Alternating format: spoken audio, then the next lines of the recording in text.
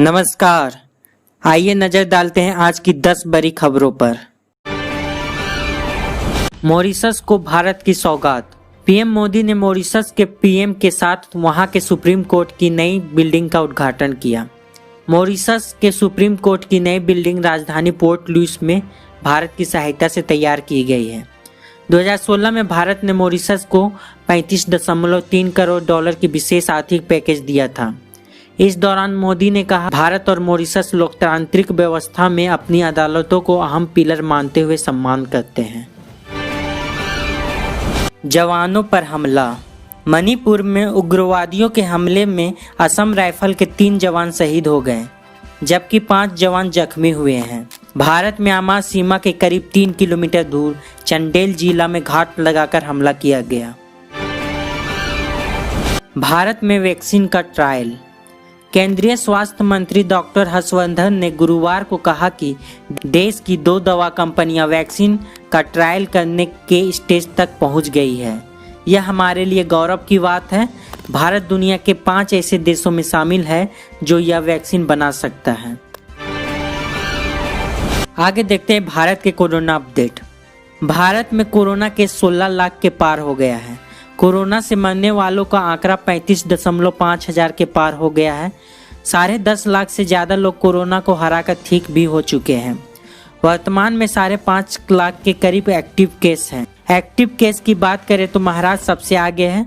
भारत अब दुनिया का 5वां देश बन गया है जहां कोरोना से सबसे ज़्यादा मौतें हुई। आगे नजर डालते हैं झारखंड के कोरोना अपडेट पर। झारखंड में कोरोना संक्रमितों का आंकड़ा 10,000 के पार चला गया है, जिसमें 4,000 लोग ठीक हो चुके हैं, जबकि एक्टिव केस 6,000 के करीब पहुंच गया है। कोरोना से मरने वालों का आंकड़ा 100 पहुंच गया है।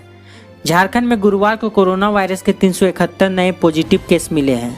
इसके अलावा 7 लोगों की मौत हुई है, जबकि 115 मरीज स्वस्थ भी हुए हैं।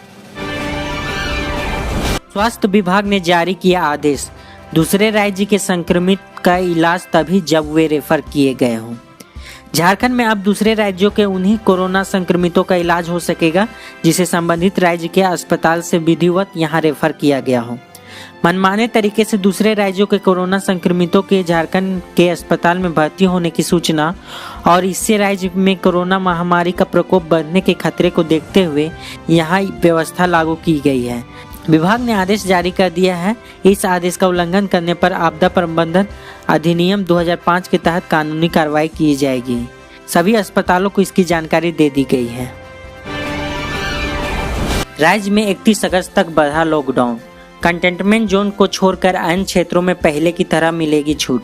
झारखंड की हेमंत सोरेन सरकार ने प्रदेश में लॉकडाउन को 1 अगस्त से 31 अगस्त 2020 तक बढ़ा दी है।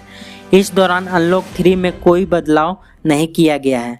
कंटेनमेंट जोन को छोड़कर अन्य क्षेत्रों में पहले की तरह छूट जारी रहेगी, लेकिन मास्क और सोशल डिस्टेंसिंग को जरूरी कर दिया गया है।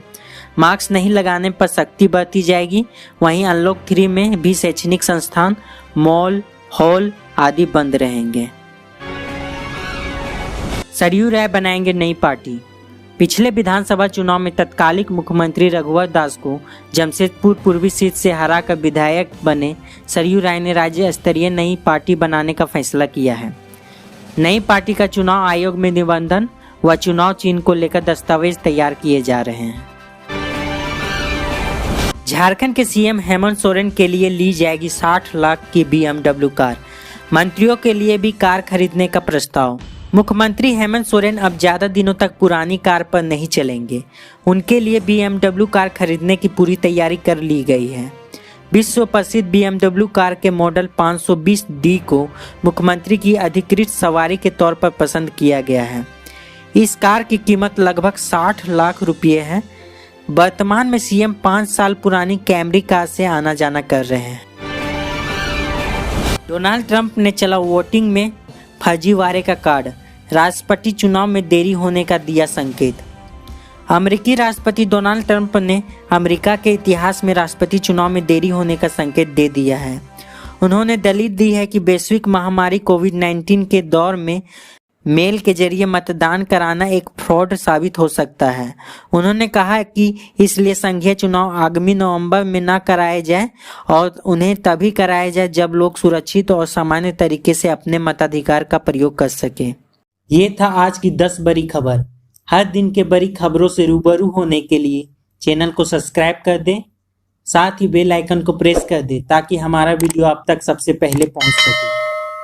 तो मिलते हैं कल की 10 बड़ी खबरों के साथ। धन्यवाद।